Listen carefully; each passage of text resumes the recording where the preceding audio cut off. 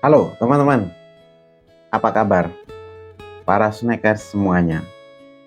Hari ini sudah bikin konten belum? Semoga tetap semangat ya bikin konten.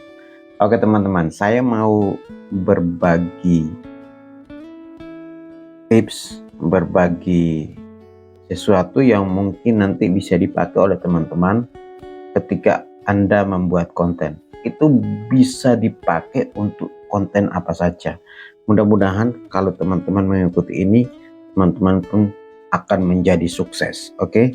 Nah, teman-teman, apapun konten kita, apapun ya kontennya, entah itu edukasi, entah itu drama, entah itu musik, pasti tidak akan terlepas dari 6 hal ini. Ya. Nah, apa yang saya maksud dengan 6 hal ini?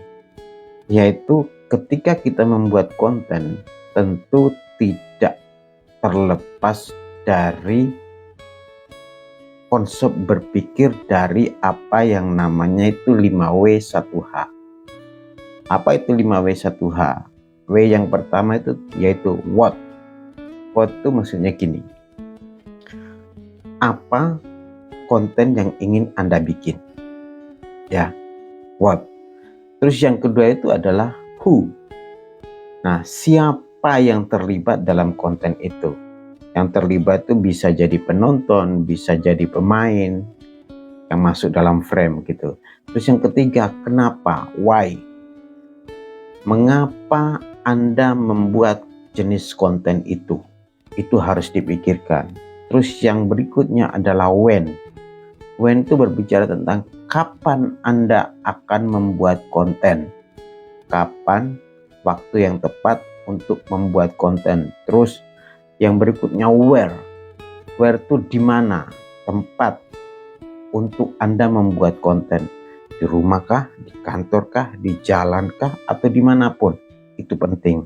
Dan yang tidak kalah penting yaitu satu hal, yaitu how. Bagaimana. Bisa jadi bagaimana ini kan bisa jadi teknis Anda melakukannya. Bagaimana cara membuat kontennya? Bagaimana cara membuat supaya konten ini bagus?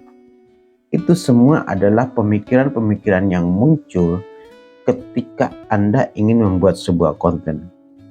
Jadi apapun kontennya tidak akan terlepas dari 5 hal ini.